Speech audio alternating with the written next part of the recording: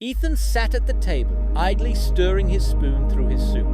He was in a foul mood. For months, he had been dreaming of a new bicycle, the Red, shiny one with thick tires and a sturdy frame, perfect for riding around the neighborhood. But every time he brought it up to his parents, he got the same answer. "Ethan, we just don't have the money for that right now," his mother said, wiping her hands on a kitchen towel. "Besides, winter is coming. The snow will fall soon and you wouldn't be able to ride it anyway. Be patient until spring, son," his father added with a tired smile. "By then the weather will be nice and we'll be able to afford it." Ethan felt frustration building in his chest. Be patient. Always the same thing. "Of course there's always something to wait for," he snapped. "Whenever I want something, you either have no money or it's not the right time." Without waiting for a response, he got up, stormed to his room, slamming the door behind him. Throwing himself onto the bed, he buried his face in the pillow, fuming. "Stupid snow, stupid spring," he muttered under his breath. He felt angry, but also a little guilty. Taking a deep breath, he closed his eyes, promising himself he wouldn't think about the bicycle anymore. But sleep took him quickly. "Shape! Hey, wake up!" Ethan jolted awake. A sharp cold bit at his cheeks, and his body shivered. He opened his eyes to see a boy around his age standing over him, wrapped in a thick wool cloak. The boy had large blue eyes and cheeks flushed red from the wind. "Here, take my blanket," the stranger said, offering him a heavy cover. "You look like you're freezing." Ethan had no idea where he was, but one thing was certain, was no longer in his room. He looked around. Shadows of soldiers surrounded him, gaunt, exhausted Frenchmen in tattered uniforms. They walked with heads bowed, their backs covered in snow like funeral shrouds. It was Napoleon's Grand Army, now reduced to retreat, survival, and a desperate struggle against the relentless Russian winter. "Monday Dieu," one soldier whispered, clutching his bayonet with trembling hands. The boy whispered to Ethan, "We have to retreat from here. If they spot us now, it's not the right time to strike." If you enjoyed Ethan's adventures, don't forget to like and subscribe. Your support keeps the journey going and gives me the motivation to share more epic stories. Thank you. Let me know if you want any tweaks. As Ethan and his newfound companion trudged through the deep snow, the icy wind lashed against their faces, and thick snowflakes clung to their eyelashes. The fields stretched empty before them, except for the tracks of horses and the heavy boots belonging to Russian Cossack patrols. The boy who had given him the blanket walked with confidence, as if he knew exactly where they were going. "What's your name?" Ethan asked as they pushed through the snow.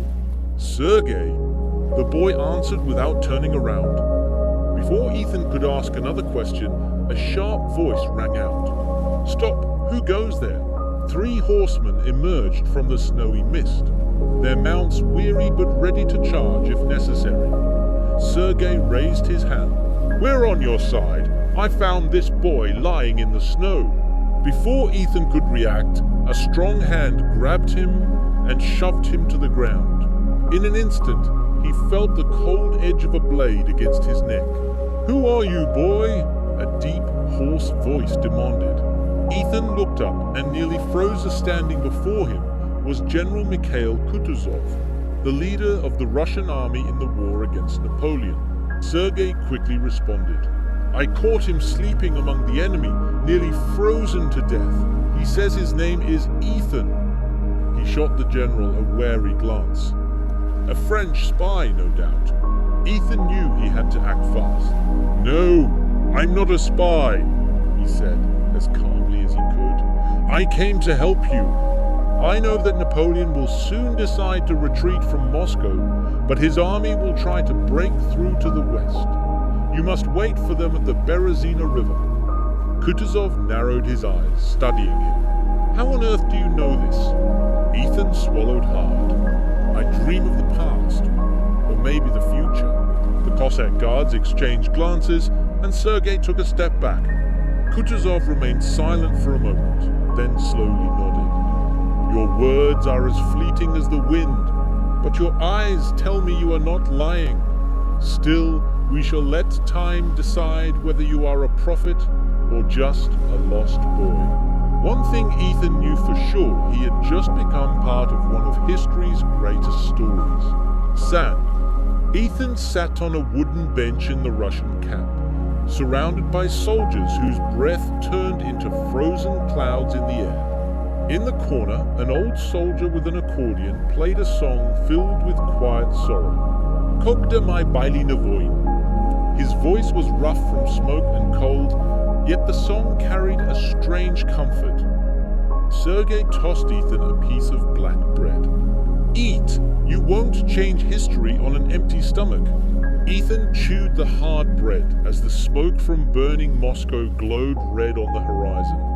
Kutuzov summoned Ethan into his tent. Inside, maps and topographical sketches covered the table.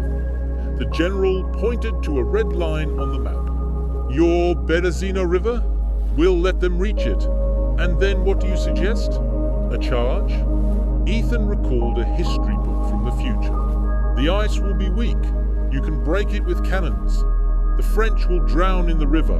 Kutuzov nodded.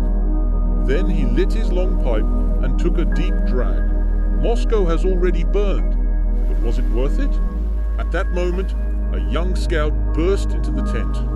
Sir, Napoleon has ordered the retreat.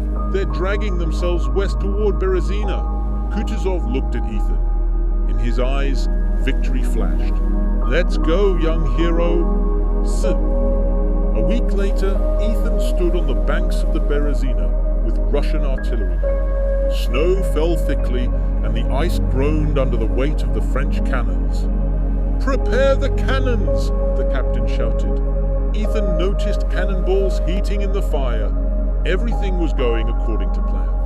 An old gunner grinned. The ice is our ally. The heated balls will melt it from within. The French will sink like stones. Good thing we thought of it, eh? As Napoleon's army began crossing the river, the first cannon roared. Boom! A heated cannonball struck the icy crack, spread like a spider's web. The French plunged into the freezing water. Sergei nudged Ethan. See? Your words saved Russia. Fourth part, returning home. Then, a cannon exploded beside him, and everything went dark. He woke up in his room, his face drenched in sweat. On the desk lay an open textbook. The Battle of Berezina. Napoleon lost 50,000 soldiers. Russia won with patience. Through the window, he heard the sound of an accordion from the neighborhood. Some elderly gentlemen were playing the very same song. Tam każdej dumal of swoje. Ethan rushed to his old bicycle. Patience, he whispered. Everything will come at the right moment. Children, do you know what the strongest weapon is? It's not a sword or a cannon. It's patience. Whenever you feel impatient, remember Ethan and the ice on the Berezina, and ask yourself, have I waited long enough? Good night.